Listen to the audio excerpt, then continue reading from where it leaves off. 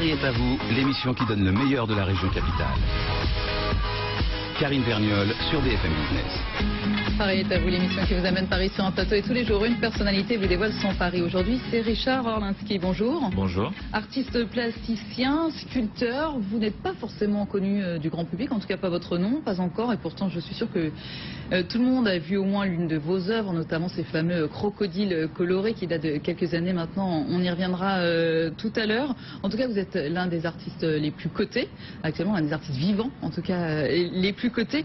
Il faut dire que vous avez eu un parcours assez atypique, Richard Orlinski. La sculpture, ça vous titille depuis longtemps, mais bon, vous avez pris des petits chemins de traverse avant d'y arriver. Absolument. Alors, bon, la sculpture, c'est vrai que c'est un rêve, mais quand on a un peu les pieds sur terre, c'est pas évident forcément de se dire qu'on va pouvoir vivre de ses rêves. Donc c'est vrai que j'ai sculpté quand j'étais petit au moyen de terre glaise, j'ai fait de la poterie, enfin j'ai fait toutes sortes d'activités assez ludiques. Et ensuite, à l'âge de l'adolescence, je trouvais ça pas très glamour en fait ces activités, donc je me suis un petit peu écarté de tout ça et j'ai repris en fait cet intérêt, on va dire à post-adolescence, vers l'âge de 20 ans, où j'ai recommencé à m'amuser à faire collectionner, parce que je suis collectionneur aussi, donc de pop art, de Picasso, enfin plein de choses qui me passionnaient, évidemment avec mes moyens bien évidemment, donc c'était plutôt des reproductions, des affiches, des choses comme ça. Et ensuite j'ai continué comme ça à faire ça comme un hobby, mais c'est vrai que pour vivre et pour gagner ma vie, je me suis dirigé vers tout un tas d'activités qui n'ont rien à voir avec la sculpture. D'intérieur, le théâtre, la musique, voilà, la pub. On essaie de toucher un petit peu à tout. Voilà. Il y a 10 ans finalement là que vous vous êtes lancé. Oui, véritablement. C'est ça, hein, de 2004. Absolument. Vous êtes fait connaître, j'en parlais à l'instant, avec les fameux crocodiles. On va rappeler d'un mot parce que c'est vrai que vos œuvres sont souvent liées au bestiaire et donc vous aviez réalisé des crocodiles presque taille réelle, quoique vous aviez un peu transformé les proportions de toutes les couleurs et ça a été exposé à différents endroits. Et alors les collectionneurs, ça a été un démarrage en trombe quand même. Ah, c'était très rapide. Moi, j'étais pas sûr du tout, évidemment, quand j'ai commencé. Donc, alors, j'ai beaucoup travaillé en fait, puisque je suis assez perfectionniste. Donc, j'ai vraiment souhaité que ce soit le plus parfait possible. C'est pour ça, comme vous le dites, les proportions sont la queue est égale au corps, qui est égale à la tête, l'expression, enfin, qui est quand même un peu un crocodile imaginaire. C'est pas vraiment un crocodile. Si vous faites un Google Images et qu'on met les deux à côté, c'est pas un crocodile. Mais effectivement, dans l'inconscient collectif, les enfants, il y a vraiment quelque chose, une émotion qui passe. En tout cas, c'est ce que j'ai voulu faire passer. C'était le pari était réussi. Effectivement, dès la première, on va dire semaine, le premier mois d'exposition ou de mise en vente au public, je crois que j'ai vendu plus de 20 ou 30 pièces en l'espace d'un mois, ce qui est incroyable. Et que je fais pas ça aujourd'hui. C'est ça. 2010, deuxième artiste français le plus vendu en France, selon Art Price. Entre juin 2012 et juillet 2013, vous étiez 5e du top 100 des artistes vivants. Toujours selon ces chiffres. Effectivement, c'est la question que j'allais vous poser. On va revenir sur votre évolution depuis, mais en 2013-2014, maintenant, est-ce que c'est toujours aussi simple? Est-ce que votre cote est toujours aussi haute? Est-ce qu'il est toujours aussi facile de vendre?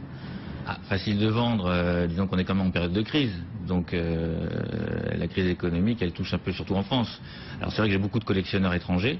Donc là, effectivement, où on est moins, on va dire, on est moins atteint par le phénomène de la crise. Mais c'est vrai que les collectionneurs français, c'est plus compliqué, c'est certain. Alors c'est vrai que l'étranger, finalement, vous êtes presque davantage connu en France qu'à l'étranger.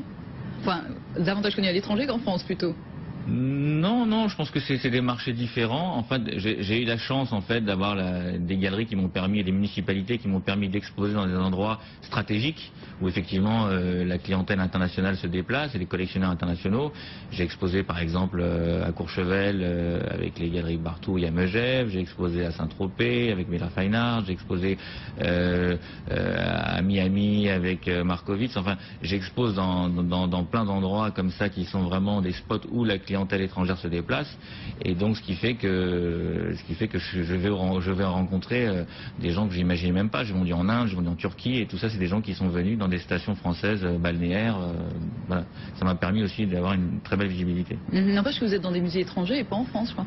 Ah oui, alors ça c'est encore un autre problème. Effectivement, vu qu'on vient de parler de mon parcours il y a quelques minutes, atypique pour le moins. J'ai pas du tout suivi le sérail ou fait des grandes écoles d'art, etc., etc. Et aujourd'hui en France ça dérange beaucoup.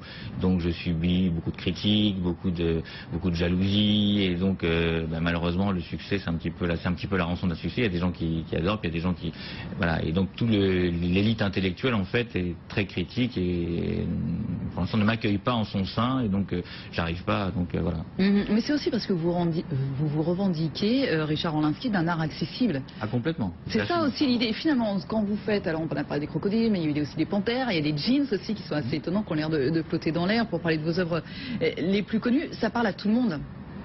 Bah, c'est le but. Oui. Moi j'ai envie de parler au plus grand nombre. Moi j'ai envie de ce que je fais de le partager. Pour moi l'art c'est un partage.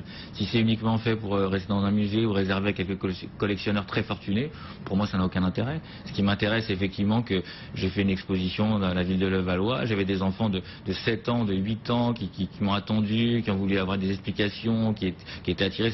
Pour moi j'étais même gêné. Moi-même père de 4 enfants, mes enfants n'ont jamais eu ce comportement. J'ai des petits garçons, des petites filles qui attendaient, qui ont attendu toute la journée pour pouvoir me voir. Enfin il y a vraiment une émotion, et je suis très content parce que le pari est réussi. Donc moi ce qui m'intéresse, d'abord c'est d'être accessible, que les gens, pour toutes les bourses il puisse y en avoir, et de plus en plus je fais un travail là-dessus. Je suis impliqué beaucoup dans le caritatif, dans les enfants, enfin j'essaie vraiment d'avoir une ouverture très importante. Mais pour moi c'est pas antinomique. À l'étranger justement le fait d'être accessible ça dérange personne, et au contraire je veux dire les plus grands artistes comme James Koons ils font aussi des miniatures et qui sont vendus dans des boutiques. C'est vrai qu'on peut se payer un Orlinski pour moins de 1 000 €? Oui, absolument. Il faut dire que vous avez travaillé aussi là dernièrement par exemple avec de belles maisons, le joaillier Édouard Naoum, et puis Dôme.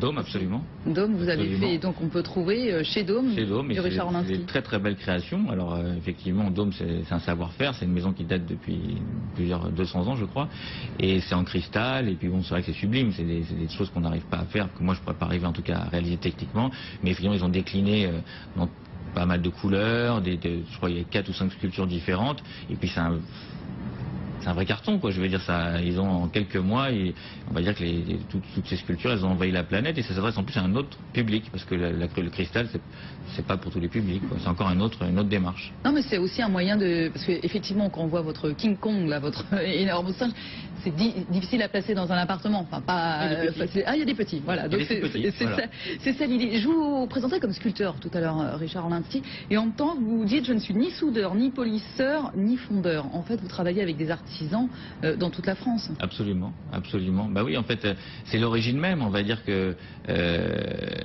l'origine du sculpteur, un fondeur par exemple, même quelqu'un comme Rodin, il avait un fondeur pour faire ses bronzes. Lui, il travaillait pas le bronze. Peut-être qu'il savait le faire, j'en sais rien. J'étais pas là à l'époque, mais disons que la sculpture, il y a beaucoup de technicité, et chacun son métier. C'est l'intérêt justement d'avoir plein de partenaires. C'est différent de la peinture. Donc effectivement, alors je sais polir, c'est pas très compliqué, mais bon, après on peut pas tout faire tous les corps de métier. Puis si on veut arriver à avoir quand même une production et être visible, il faut être aidé, on peut pas le faire seul. D'autant que souvent il y a pas mal de facettes aussi sur ce que vous réalisez. Puis vous utilisez de nouveaux matériaux, résine, alu, bois pétrifié, cristal de roche. Tout ça, il faut trouver les gens aussi qui aiment travailler ces matériaux. Ah ben moi j'adore, je découvre, je suis comme un enfant en fait. Dans mes débuts, je m'étais attaché à la découverte des couleurs, parce que j'ai fait plein d'essais avec le tuning, avec des choses qui brillent, avec plusieurs couches, etc. Et là, depuis un petit moment, je m'intéresse aux matières. Et c'est vrai que je vais dans des carrières où on trouve du marbre, on trouve effectivement de l'onyx rouge, on trouve des trucs sublimissimes que je ne connaissais même pas. Donc, parce que moi, j'ai tout appris sur le tas finalement. Et je suis à chaque fois émerveillé de ce qu'on peut arriver à faire. Avec, par exemple, le cristal de roche, c'est sublime. Voilà. Alors après, c'est sûr, il faut trouver les mécènes ou les collectionneurs qui préachètent ces œuvres, parce que c'est généralement des matériaux qui sont chers. Mais c'est un tel plaisir de pouvoir faire ça. Vous ne réalisez pas tant que ce n'est pas préacheté? Pour les grosses pièces, non. Bah oui, il faut avoir des budgets. Non, j'ai pas malheureusement encore ces budgets pour le faire, mais si, je réalise effectivement toutes les pièces, on va dire usuelles. Le matériau que je travaille habituellement, c'est la résine, l'aluminium. Je peux travailler aussi le plexi, enfin le bois, enfin toutes sortes de choses qui sont quand même accessibles. Après, si c'est un peu onéreux, il faut que j'ai une commande pour le faire. Alors votre travail, on retrouve en partie dans le livre Richard Orlinski de Sonia Chen, édition Cimarosa, un livre étonnant, là aussi réalisé presque comme une sculpture. C'est un peu le livre pop-up pour adultes. Donc déjà sur la taille, là vous nous l'avez amené, c'est 40 sur 40. Absolument. C'est ça, 220 pages et des découvertes à chaque page. Oui, puis quand ça se déplie, je vais vous montrer 2 secondes, quand ça se déplie, on arrive jusqu'à 1,60 m, puisqu'on a des pages Il y a des pages qui sont assez incroyables. Enfin, l'idée, c'était aussi un rêve d'enfant, c'est de faire quelque chose qui... Moi, j'ai toujours trouvé que les livres étaient assez... voilà, on arrive à... Voilà, alors on déplie le crocodile. À 1m60, donc ça a été très drôle, avec effectivement des pop-up à l'intérieur. Et étant moi-même collectionneur, j'ai toujours vu que des beaux livres avec des beaux emballages, beau packaging, mais à l'intérieur il n'y avait rien. Enfin, il y avait des photos et ça s'arrêtait là. Et j'avais envie, moi, de m'amuser. Ce que j'avais envie de faire, c'est un livre où on a envie de le regarder une deuxième fois ou une troisième fois, on a envie de le montrer, on a envie de vivre et faire quelque chose avec. Moi-même collectionneur, j'ai acheté des livres d'art, je les ai regardés une fois et je les ai rangés dans la bibliothèque, ça s'est arrêté là. Alors que là, les gens, ils ont envie de le faire découvrir, de le montrer à d'autres personnes. Il y a des choses interactives, j'ai même des lunettes 3D. Enfin, il y a tout un tas de trucs, de technologies, bon, qui étaient compliqués. Puis encore, on m'a freiné dans mes ambitions parce que j'avais demandé des choses qui étaient irréalisables et on a bien réduit, mais j'avais des idées encore tout à fait... Finalement, c'est l'une de vos œuvres. Oui, c'est une œuvre à part entière. Ça reprend un petit peu, vous voyez, le con qui sort de sa cage, une lettre 3D. Oui, c'est une œuvre à part entière. Surtout que, en plus de ça, le coffret qu'il contient un bas-relief d'un Kong qui sort aussi comme s'il sortait d'un mur. Donc c'est un coffret bois. Vous êtes finalement un artiste protéiforme. Donc là, ces livres, je crois, dans vos projets, vous allez faire de la BD, vous allez faire du cinéma. Oui, absolument. Vous tournez vers tous les arts, tout ce qui vous intéresse en fait, Richard. Absolument. Moi, j'ai envie aujourd'hui de me donner les moyens de faire ce qui me plaît, ce qui m'intéresse, ça me passionne. Et je pense que aujourd'hui aussi, une partie des critiques qui sont à mon égard sont le fait qu'effectivement, je suis un peu touche à tout et je crée des ponts entre les différents mondes parce que pour moi, l'art, c'est l'univers. Tous les arts, c'est la même chose. Moi, je les mets dans le même. À l'époque de François Ier, ben, tous les artistes, il y avait une certaine mouvance. Ils étaient tous dans le même. C'était quelque chose de commun. Voilà. Et c'est un patrimoine commun et effectivement que ce soit le théâtre, que ce soit la musique, que ce soit l'écriture, la lecture, je trouve que tout ça c'est des choses qui justement qui se complètent, qui sont très très complémentaires alors que nous ici en France on est très sectorisé et on peut pas changer. Oh, ça change un petit peu mais ce qu'on vous reproche aussi c'est l'aspect peut-être un peu marketing. Oui, tout à fait, mais bon, moi je dirais que si je vends pas, ben, je peux pas financer mes projets et puis je peux pas être connu non plus et je peux pas réaliser mes rêves. Je peux pas arriver à faire plaisir. Aujourd'hui, je vous parle du caritatif. J'ai une très grosse participation dans beaucoup d'associations pour les enfants malades, pour des maladies graves, pour réaliser enfin tout un tas de choses. Et c'est des investissements, c'est des dons que je fais. Si j'avais pas effectivement ces possibilités, je pourrais pas les faire non plus. Donc, je réalise vraiment les projets qui me tiennent à cœur. Ouais, mais finalement, c'est un petit peu comme la nouvelle génération des couturiers, des créateurs qui réalisent. Oui, bien sûr, c'est bien d'avoir du talent, du génie, un savoir-faire, mais il faut aussi qu'on vende. Et on ne peut pas utiliser notre savoir-faire si on ne vend pas. C'est vrai qu'auparavant, c'était peut-être des gros mots pour certains, pour certains artistes, pour certains couturiers. Ça l'est encore, je vous rassure, ça l'est encore. Mais moi, je l'assume complètement. Je me veux un artiste populaire, je vous dis, qui effectivement proche des gens, et proche des collectionneurs, proche de son public. Et pour que le public puisse me connaître, puisse venir à ma rencontre, il faut forcément qu'il y ait un côté commercial. Bah, aux États-Unis, il y a Jeff Koons ou d'autres artistes, même Murakami, enfin beaucoup d'artistes qui fonctionnent comme ça. On vous a appelé, est-ce que des maisons de luxe vous ont appelé pour travailler avec elles? Pardon? À part Dôme, est-ce que des maisons de luxe vous ont appelé, je pense, parce que vous parliez de Murakami à l'instant, pour travailler avec elles? Oui, j'ai même fait, j'ai été intervenant pour LVMH pour en fait expliquer l'intérêt justement du rapport entre le street art et la couture, pour expliquer pour un lancement d'écharpes. J'ai beaucoup de maisons. Alors aujourd'hui, le problème c'est que je peux pas tout faire non plus. Là, je fais un partenariat, ça n'a rien à voir avec les maisons de luxe, mais quand même avec Pierre Marcolini, qui est un chocolatier. Eh bien, on verra une sculpture en chocolat. Et la guitare, ce sera pour qui la guitare en aluminium? Oui. Bah, alors ça, vous avez 10 secondes pour nous le dire, pour nous dévoiler. Ça, c'est confidentiel, je peux pas. C'est pas signé encore, mais c'est vrai qu'il y a une guitare qui va être faite pour un artiste extrêmement connu. Alors notre petit questionnaire sur Paris. BFM Business. Paris en question. Très rapidement, parce qu'on a été bavard, on n'a plus beaucoup de temps, Richard Orlinski. Votre quartier préféré à Paris? J'en ai plusieurs, c'est difficile. Paris, c'est une ville magnifique. Donc il y a Saint-Germain, il y a le Marais. Voilà, Saint-Germain, le Marais. J'aime bien les nouveaux quartiers, j'aime bien les nouveaux quartiers qui se créent. Musée d'Orsay ou Centre Pompidou? Les deux. J'ai pas de préférence particulière. Et quand vous quittez Paris, c'est pour quelle destination? Miami, Moscou, Singapour? Ah oui, mais ça c'est mes prochains lieux d'exposition là, donc vous dévoilez tout. Non, j'aime bien. voilà, moi j'aime bien parfois voyager en France.